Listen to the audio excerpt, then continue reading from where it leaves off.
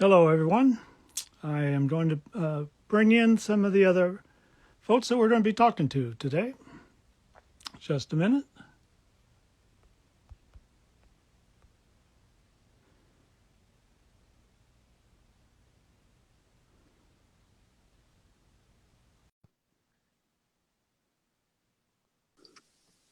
Hello, Jed. How you doing? Doing great. Let me Excellent. get the rest of these folks. Excellent.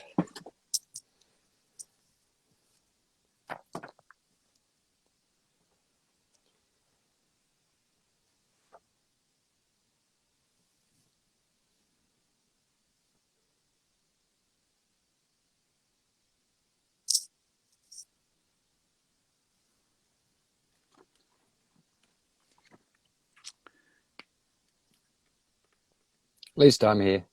Yes, right. That's right. Mark will be late. Oh no, here he is. Oh no, there's Adam. Hey. There's Jed. Adam. All right. I know Mark is online too. Hi, how are you? Good mate, how are you?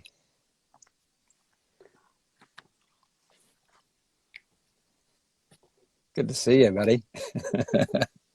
How are you, mate? Early there. It's early for you. It is early, but not as early as it has been. Very true. Huh. You got your wine? No, just water today.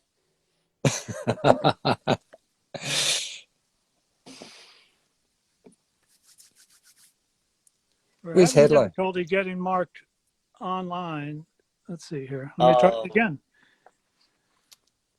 Always If the there was same. one to fail with technology, it would be Mark. Oh, There he Oh, is. Oh, you got it all Morning. sorted out. Well, good interestingly morning. enough, yeah, quite Mark, extraordinary. Hello, fellas. How are we? Mark, your daughter-in-law must be there to help with the technology. No, I did this all myself. Very clever. All right, very good. Well, let me pause a second just so we have a clean intro, and we'll get going. Excellent.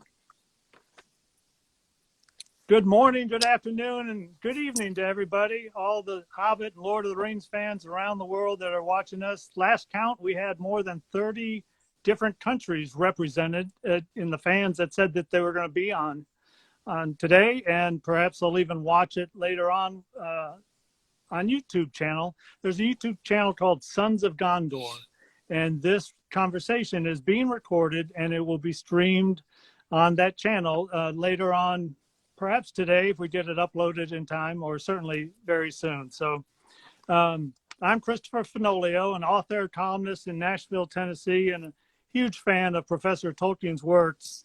I'm joined by Adam Brown, Mark Hadlow, and Jed Brophy, three wonderful actors in Peter Jackson's 3 Hobbit films. Now, guys, I don't know how often you get to see each other, so before I start with questions from the fans that we've collected, the floor is yours. So you know, whatever you'd like to say to your brothers there, let's meet up for a pint, or where's the money you owe me, or whatever. The floor is yours. There are so many things I would like to say straight away. Why haven't you actually got back to me, Jed Brophy? I know you're busy. Adam Brown, it is so good to see you. Jed Brophy, come back to me later on the phone and explain. he's avoiding you. He's avoiding you. Yeah, strangely enough, I noticed. Sorry, who are you? Yeah, that's what I expected. Yeah. I Good to will. see you. I will ring you later on, Mark. I love you, and Adam, I love you even more. Oh, I love you. Oh my Miss you, God. boys. Miss you, You realize boys. it's 10 years. 10 years. I mean, 10 years. we haven't aged. We haven't aged, boys. None of us. We haven't. Amazing. Well, We Jed do. has a little bit. But no, What? it was great. And Chris looks fabulous as ever. Oh, yeah. Well, with all this love going around, did you guys know each other before you got together filming The Hobbit? Not me. These guys did. Jed and I knew each other, but we didn't know Adam. the two I got Kiwis. to Yeah. Adam first, luckily. Luckily, I got to Adam first. Before Jed. Whatever. Well, obviously, there's a great rapport between you three in real life, but in the films, you played three brothers, all with the same mom and different fathers, of course. So, but I understand that you worked on a backstory about each of your characters, just to have a good grounding. Did that help in your in this on-screen relationships? Knowing what was going on, knowing that you were through, from the same mom. I love my mother. No, it was great. I mean, we just literally started working and just chatting about what could have happened and what did happen, and yeah, we sort of created our own little world, really. It was really nice, actually. We had our own little story. I mean, that may not have been reflected in the films, but it was certainly helpful for us going into it, sort of knowing sort of the relationship between Ori and Nori. And yeah, I think it... The other one, yeah. Yeah, and the other one. Hey. Yeah. The one we don't mention. It was very difficult, actually, because I suggested that we... at the beginning that we three have some sort of backstory. And these two were far more interested in going off and partying and doing things and all that sort of thing that younger people do. And so it was quite hard to actually say, listen, where have we come from this? What's going on? And Jeb was like, and Adam was, oh, I don't know, and all that. And but eventually we did actually create the most amazing scenarios for we three, which I think was hugely beneficial. We watched all the others floundering around trying to find what they were doing and how they were doing it, whereas we three were so professional and so upfront and so ready to go. Peter was delighted with the Ori, Dori and Nori brothers. We were just professionals to the end. It's true, and it was so well done that Adam and I are working on the Ori, Dori, Nori script as we speak, although there's not much of Dori in that script, but No. quite a lot of Ori and Nori. Why does that not surprise? Not true. Yeah, it was great. And Mark was definitely the older brother in terms of setting up the scenario of how it all worked. We had to be quite strong, both Adam and I, to keep our place in the family story going without Mark telling us what to do all the time. Do all the time, but it was look, because you'd come into the thing. I mean, we had to be match fit. I mean, not necessarily physically, but mentally, from the perspective of so that we had some sort of I don't know, some sort of grounding as to where we were as the three of us. I mean, all the families, the dwarf families that were involved, that had to benefit the story. And as long as we were sort of doing something that was inputting to the whole story, I think it worked as really well as a scenario to operate during the day, because the days were really long. And I guess that kept us going, and the fun that we had out of that was the teasing and the terrible. I mean, some of the other people were terrible. Martin Freeman was just awful. He was just awful, wasn't he? Just it just seems like only yesterday that we were doing it all. I just want to go back and do it all over again. Not so much the hairy facial stuff, but I seriously would love to get back together again with everyone. I think it was just that year and a half was just such an extraordinary time. Yeah. Well, you mentioned all the facial makeup and the latex and everything like that. What do you most remember about sitting in wardrobe and with makeup and everything? I remember the early bloody mornings at stupid o'clock. Like 4:30 or something like that, or yeah, sometimes earlier. But you have such a bond with your makeup artists and hair and makeup. They just become friends, and like they see you in all your best states and your worst states, and yeah, they're just sort of times where you really connect with an individual or a friend, and they're friends for life. Those chaps. So, but yeah, I mean, I'm quite happy never to wear a hairy wig. Also, such a bad wig. Such a bad wig. Yeah, yeah. To be fair, I think Jed, you became the most stylish of us all with that hairdo. No, no, Aidan Yeah. turned. Come on, Aidan Oh, and turned. Aidan, I guess, yeah. But he didn't wear anything. It was actually really, I found that terrible because Aidan would come off set, rip all his stuff off, what stuff, and then just leave. And we're still just walking off set. I mean, I actually became very resentful of that. Yeah, very resentful. Well, and Dori had a hair piece like a starfish. I was fairly lucky. I think in all, I think Peter Hambleton and Stephen Hunter had the worst time. Oh, all that hair that Peter Hambleton had. Oh my God, do you remember it? Oh, God. I just remember that everyone sat round in the canteen at lunchtime, and it was just hysterical trying to see the actor behind the wig and the prosthetic trying to eat their like corn on the cob. It was like people sort of got exhausted, but I can't be bothered to eat. I'll eat tonight when I get home when all of this is off. Didn't you actually end up eating your moustache in a scene, Adam? Yeah, I drank it just before the burp in Bag End. Oh yeah. I felt something. I mean, to be fair, I didn't really have a moustache. It was sort of similar to the one I'm sort of adopting today, but it kind of went in and that was it. It just gone. So some sort of hairy caterpillar went down there.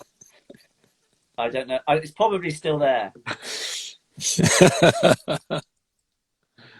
Well, Adam, your character, and of course Bomber, but your character had a lot of great comedy moments. You mentioned the belching, and or the slingshot.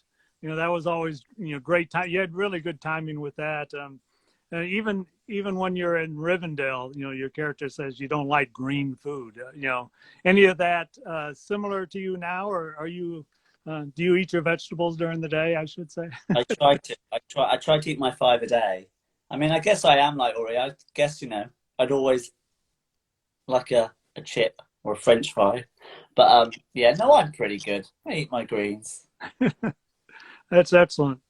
So there was obviously a lot of physicalness to your acting. Some very physical scenes, whether it's rotating on a spit, with the trolls, or running, scene 88 when you're running across the meadows trying to run away from the wards, right before you get to Rivendell.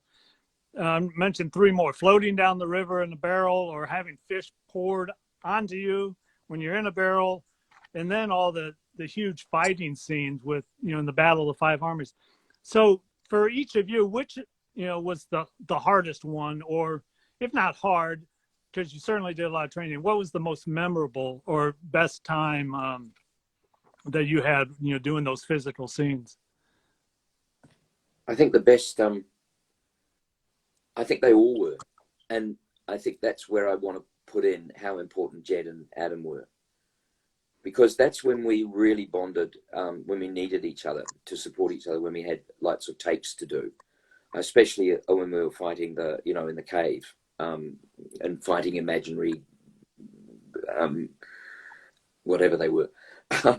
And it was exhausting. And I will never forget, with John, who was the oldest of us Kiwi guys, and he was constantly buoying us up. But these 2 guys in front of me here now, I remember how important it was that they, through all of the scenes that were tough, were always there to just give you a little bit of a leg up, to just sort of say, it's okay, it's going well, let's do this, let's get it done. And I think that's probably the most important thing I got out of it, was how important not only we 3 were, but the group of brothers, all together. And that's why it became such a great bond, I think. That's why it worked. Simple as that. And we all worked pretty hard at that, and the support that we gave each other through teasing, through mockery sometimes, and I don't know. yeah, I mean, I really do. I mean, that's probably a bit sentimental, but that's how I feel about it. Now, here, 10 years later, I can sort of talk about that quite absolutely as the number one factor. No. Indeed. And Jed? I loved I loved being in the barrels going down the river. Didn't enjoy being on the spit much, and I know that Adam will agree with me here. The fish getting poured on us, being in the fish barrel, that was the worst. Unbearable. It hurt. I got cut, remember? By one of the... By an angry fish. I got cut. And they were all real fish, right? Either live or previously. Yeah. And they were reused. Do you imagine it? Graham McTavish, right, had the fish poured over him. Now, ooh, and then it was poured over me straight after Graham McTavish. Dear, oh dear. I mean, it was like, you know, a Graham McTavish used fish.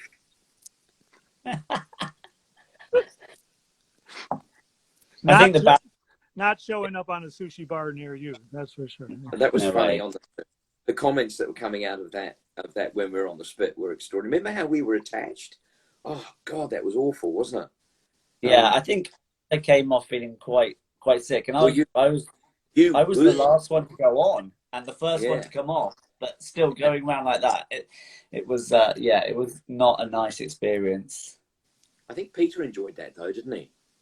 Yeah. Oh yeah. Peter really enjoyed that. I think there was some sort of sense of torture with Pete. Like he kind of enjoyed, especially you, Mark.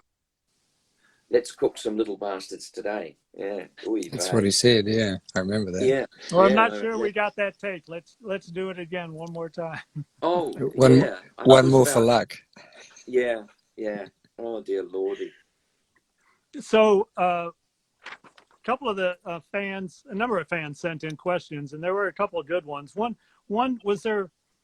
You know, we've watched the DVD extras and everything. Was there any type of running joke on the set that may have transcended all three films or whatever that you can say on the air here, and that wasn't in the DVD extras or anything? Don't know. Well, probably some of them were not appropriate to say on here, but absolutely not. What? Anyway, moving on. Well, there was, but Pete did give you quite a hard time, Mark, if I remember rightly, about not being able to move your face much. That was kind of a bit of a running joke. Perhaps you could act. He kept saying, perhaps you could act. I said, you have no idea the acting that's going on underneath this prosthetic here, Pete. I can't frickin' move. Yeah, Mark, come on. Just do some acting. Oh. Well, and I've seen the DVD extras, and I've talked to Mark before, but I mean, did he really deserve all the teasing that he really got, during those movies? Or? Oh yeah. Yeah. We love you, Mark, but come on. Then ring me, will you? Let me know you're all right. He does, and he's on the other side of the world, for God's sake. So New Zealand truly is Middle Earth, and there's some beautiful scenery there. Was there one particular location that you were at, each of you, that really stood out? I know Mark lives like 70 kilometers away from that river where we were floating down the barrels, but there's so many other beautiful scenes there. What stood out, or what's a memory about being on location in one spot? I guess for me, I think it was when we were in Paradise. I mean, a place that calls itself Paradise, it better live up to the expectation, and it did. It's like incredible. And I remember just filming there and just, hanging out in the most beautiful location, with just the best people having a laugh. It was just truly stunning. But in that kind of strange way that New Zealand is so incredible, so beautiful and incredible that you actually think it's fake. Sometimes you go, oh, is this 3D? Is this actually digitally mastered like this? Because it's just sensational down there. That's my favourite place. Probably Rock and Pillar, up on the top. Oh wow, yeah. I'll never forget that. We were actually flown in by helicopter, made up, maked up, everything. And we were flown in. There's a wonderful photograph of us three standing, the three of us together. And the story, the cloud. We were about 3,000 meters up. Would that be right? 3,000 meters up, something like that. And we filmed when we were looking at the town burning, and we had to look at the result of that. That was the part of the story. But I'll never forget that. That was extraordinary down the South Island, you know, not far from Dunedin. And it was really quite spiritual, wasn't it? I found it incredible. This whole team of people up on top of this mountain, and we were filming, and then at the end of the day we were taken back down, but this cloud coming in at the end of filming of the day, and the three of us in that cloud as it came in, that was really quite moving for me. I thought that was one of the best places. Oh, No, it's awesome. Yeah, I agree. I think that whole South Island experience, it's hard to kind of pick one location really. Nothing against the North Island, but our time down in the South Island, we spent more time there, and it was, you know, I do remember being in a car with Martin Freeman. I might have told the story before, coming back from Te Anau, and he said, "Stop it! Stop the beauty. This isn't real. Wet has done all of this. This isn't.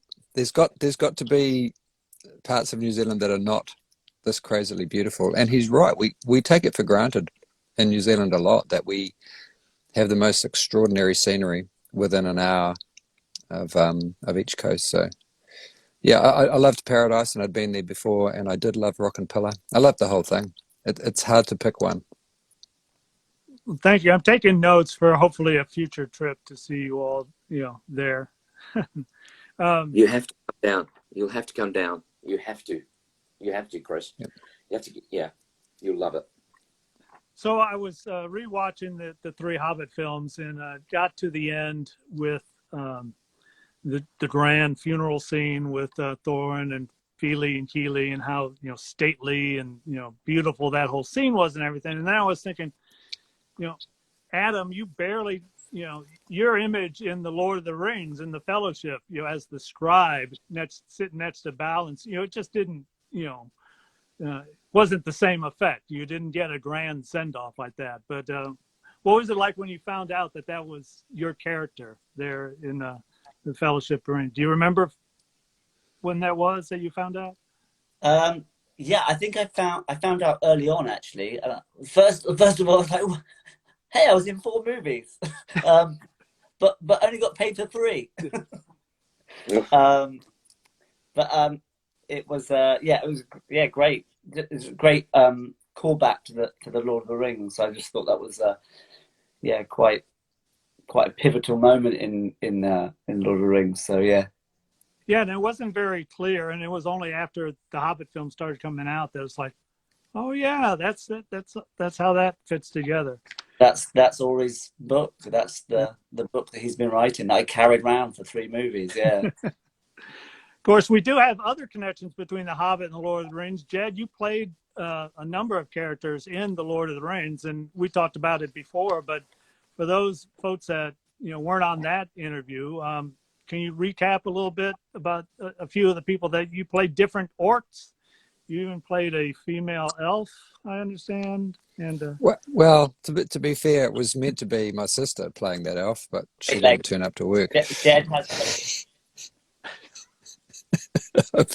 I've been lucky enough to play Nazgûls and Rohirrim and Gondorians and some of the Ashak Rukshul, as we would say in Kuzdul, the filthy orcs, and some Musalafundal, a couple of elves. So yeah, I was just Johnny on the spot. I'd worked with Pete before, and being with the horse department, if they needed someone who could sort of do a line here or there, I was lucky enough to get the part. So yeah, I was just around and available, and I do feel like the luckiest person on the planet, really, to have been involved in those 3 films, and then of course to come back and do The Hobbit.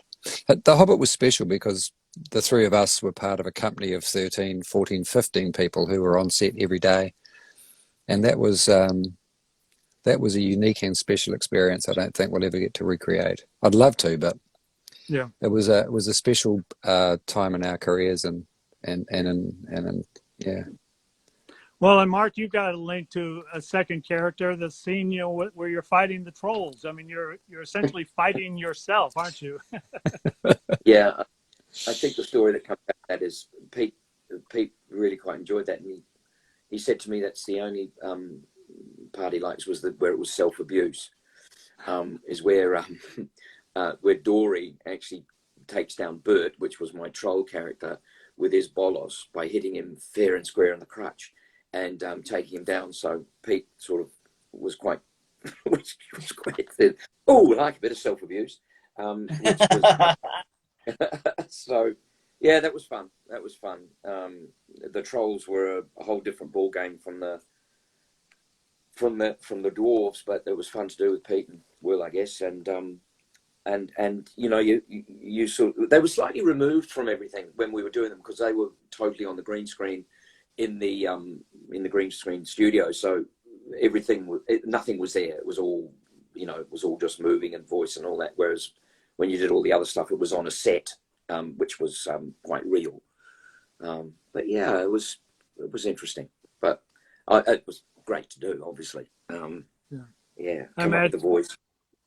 Yeah. I imagine everybody together on the set interacting with each other is a lot easier. I know Serena and McKellen didn't like part of that green screen effect, but what are some of your favorite memories from just being on set?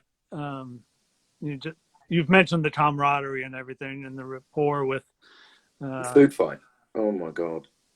Oh yeah. Tell us about how many days did that last to do the whole bag in encampment and food fight? It was a whole week. Yeah, so I remember doing reshoots with Andy for that on second unit as well. So it did go on, back end went on quite a long time. Oh, you did the principal photography and then you came back and did reshoots with Andy on close-ups, or is that when the belching was filmed? Or? Belching and the juggling of plates. Yeah. Oh. It was a lot of fun. I thought I'd done a pretty good burp, and then Adam just did this huge, long... Yeah, was the end. I mean, he's quite a surprise, isn't he? Had these little surprises. Well, it's a little trick. It's all the beer, I think. It's all the beer. In the background, and then suddenly, whoomfa, is Adam Brown.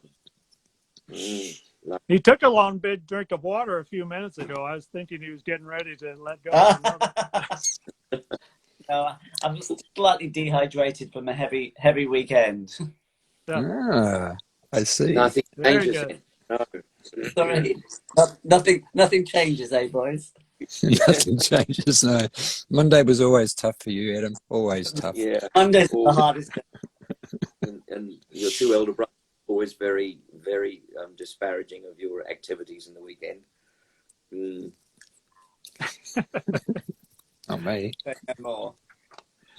Well, I know the middle brother of you three, had a bit of a, shall we say, light fingers habit to be able to pick up things. And but as far as all of you, there's so many great souvenirs or interesting things on set. Were you able to permanently borrow something from the set that you were able to keep as a memento?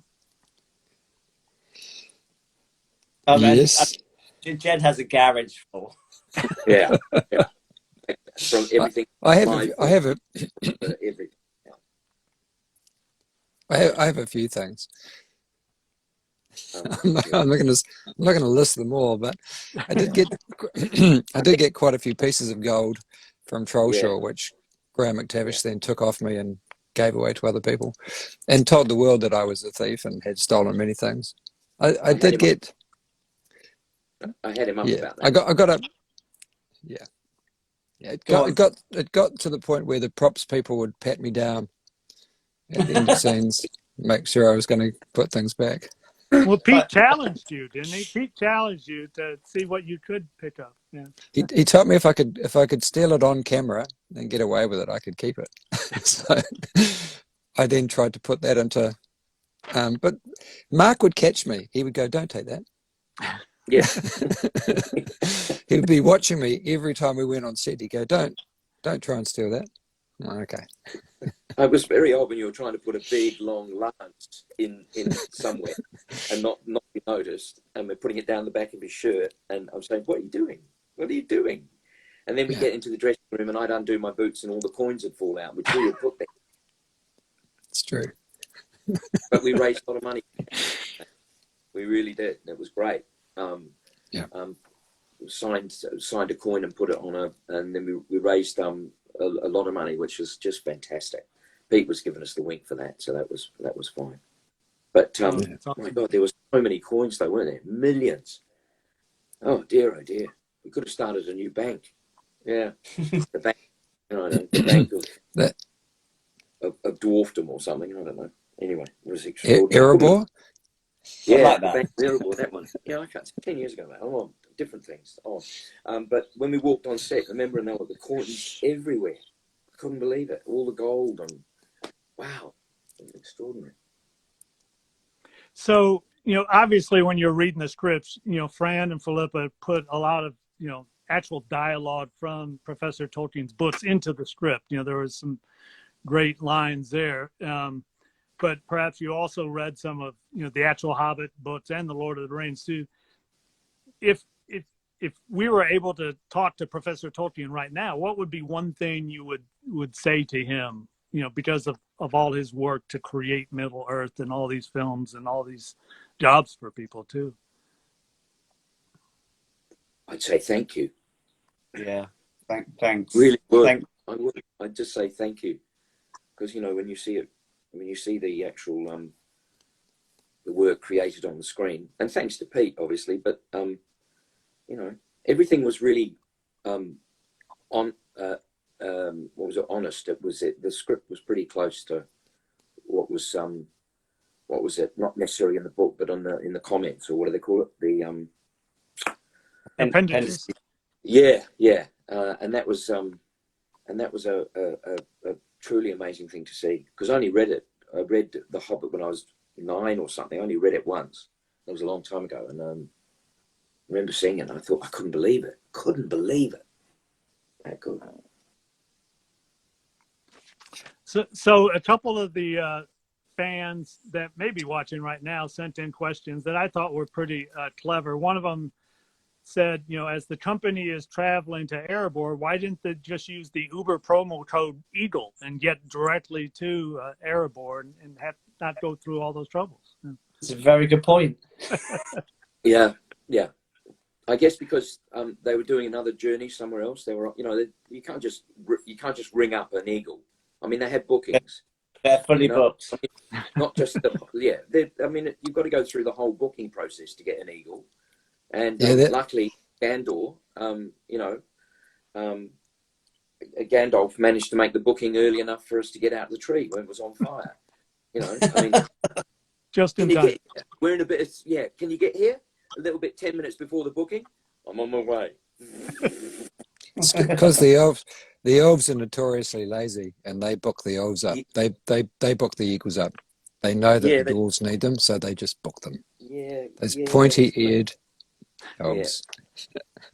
Well, with Lee Pace, you can imagine doing that. I don't want those guys to go, let's book up the entire Eagle, fraternity. Yeah. So is that I think the Eagles were pre-Uber. That's what I liked about it. They were sort of like pre-Uber. Yeah, it was good. Yeah. We're getting a glimpse into the elf dwarf competition here. I agree with that. The other clever question that one of the fans sent in was, where was Ori when the Westfold fell? So, which kind of transcends different movies, but Wow. Too deep. Yeah, I passed that over to Jed, really. I think he was delving too deep, wasn't he? Yeah, in Helm's Yeah. Deep. Probably. Literal questions are a very good one to answer, aren't they? Yeah.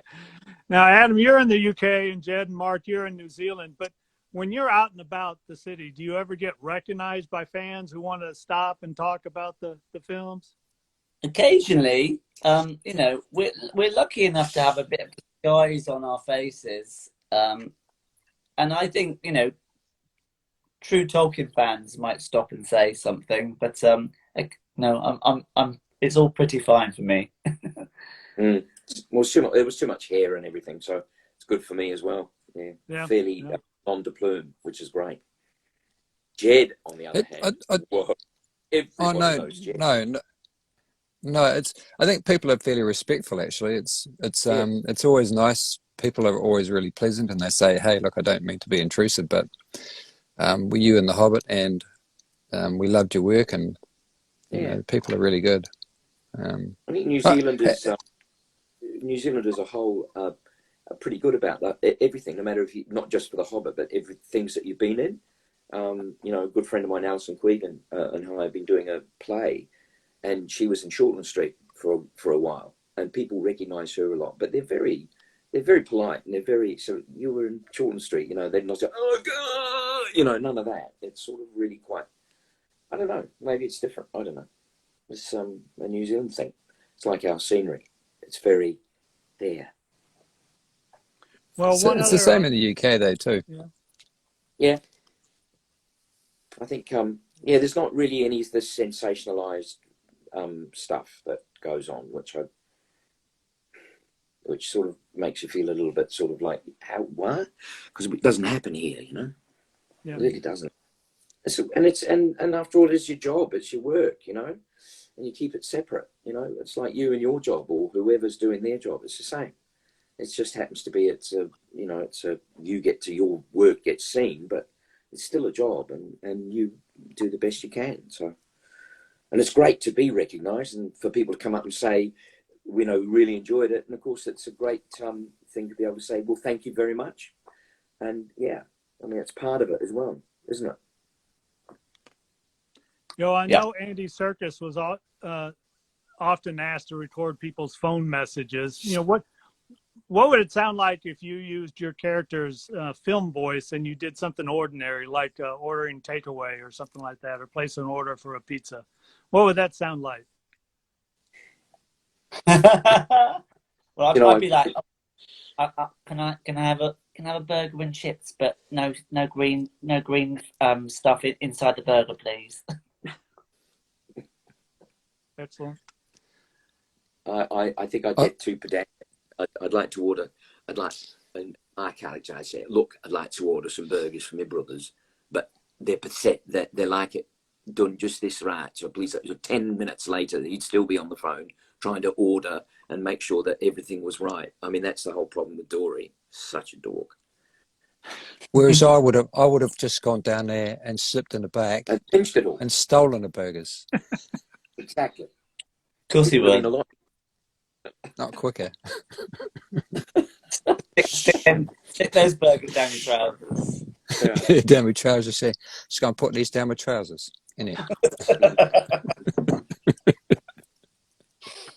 Well, before we get off, I do want to ask you about your current or future projects, and also curious to know if the industry is starting to open back up, you know, with more people getting vaccinated from the coronavirus. Are you able to, do productions on set, you know, these days, or is it still, you know, slow and coming along? And if so, what are you working on? I guess it's different for us, isn't it? For you guys, I think it's all working down there, is it?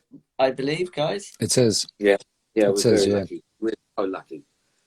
God, I've just come off doing 2 months of Sir Roger Hall's new play Winding Up, which has been in Christchurch and Palmerston North, and I'm about to do it again on a South Island tour, and I'm off to do Mammal again. I'm off to do Middle-Aged Man in Lycra in New Plymouth and Hamilton. So it's amazing. You've got to get on and do it. But we are so lucky. I mean, honestly. Oh. And Jed, for you, yeah. Yep. We're the film industry here is we've been very lucky that we managed to close the borders early, and being a small population, we managed to deal with the virus quite well. And you know that there is stuff filming in New Zealand, but it's got protocols. The crew all wear masks, and you're tested quite often, and they have people in full PPE gear at security, taking people's temperatures and going through the whole rigmarole. But there's a couple of US productions shooting here at the moment, and a lot of New Zealand TV shooting. So it's been the last 6 months anyway. Has been full steam ahead. Oh, great! And Adam, it's still kind of locked down there in the UK. No, things are moving. Things are moving now, and there are COVID safe filming happening within bubbles and things. I was due to film something in March. It's now in August. It's a Western. I'm filming that in Spain, a TV series for Amazon, and then just lots and lots of other projects that are coming along very nicely. Very good. Yeah, but yeah, the world is open. The world is open, and I can't wait to get back and just get working again. I think I just saw the running joke around the set that kept on going. So, speaking of Amazon, I have to ask, are any of you interested in, playing a bit part in the Amazon series, even if it is, the second age of Middle Earth? Sure. Work is work. Yeah, work is work. You can't be too choosy, and especially with what's happening. There's a choice, but what I'm saying is when work comes up, you take it, because you have to. Yeah. I want to be in Adam's Western. In my what? My Western? And your Western, yeah. Yeah. Oh, hang on, wasn't that called The Three Amigos? Oh, yeah. If it's a Western, there's got to be a horse that you can ride. Exactly. I'll be the horse. I don't care. Yeah, okay. I could be the arse and you could be the head. There we go. I haven't been on a horse. Yeah. I haven't been on a horse since New Zealand. Neither have I. Ah. Oh no, I've watched my grandson on a horse though. That was pretty exciting. Have you? Yeah. Little Tom. I rode my horse just yesterday. Oh, great. Well, speaking of riding into the sunset, I sure do want to thank each of you for your time today. It's been a pleasure talking to you. Pleasure. Thank you so much for your hard work and bringing so much joy to all the fans for all the films that you're doing. We look forward to seeing you, in other works in the future. And just thank you so much. And if you can each sign off with your own words to the fans, and then we'll stop. So how about Dori? You're the oldest. You go first. Yeah. Chris, thank you so much for giving me 45 minutes with two people that are really important in my life. So thank you, Jed. Thank you, Adam. And to all our fans. The films are about something that we love. And without the fans, it wouldn't be the enjoyment that I get. So thank you, and very, very much to you, Chris, for putting us together. Love you, bruvs, very, very much. Yeah, thank you, Chris, and thank you both. It's great to see you both. Your smiling, lovely faces again. It does seem like just yesterday. And to all the fans out there, thank you for allowing us the opportunity of being in this world and the gift that keeps on giving. The fans are the reason why this is such an amazing experience, because they give so much back in terms of telling us how much they enjoyed it. And it is a buzz to have people love something as much as people love this franchise. So thank you all. And thank you, Mark, and I will ring you later. And thank you, Adam. And I want to be on your Western, and I hope to see you later. Well, yeah, I just want to say thanks so much. This has been lovely. This is what I love about the fans and Tolkien and the world, is that it just reminds me of what a lovely time I had, all those years ago. it's still very much alive when we have these conversations. So you help me remember how incredibly special and lucky I was to have been in this world, in this dysfunctional family, I like to call it. Yeah. And I include the fans in that. You are just part of my dysfunctional family too. So thank you so much. It's been lovely to see you boys. God, I just want to hug you so much. Jane just sends her love to you, Adam. Well, thank you so much. We sure do appreciate it, and hope to talk to you again soon. Thanks, Thank you, Chris. Thanks, Thank Chris. you so much. Thanks for organising this. Cheers. My pleasure. Take care. Cheers. Bye. Cheers. See you, Bye. bruvs. Bye. Bye-bye.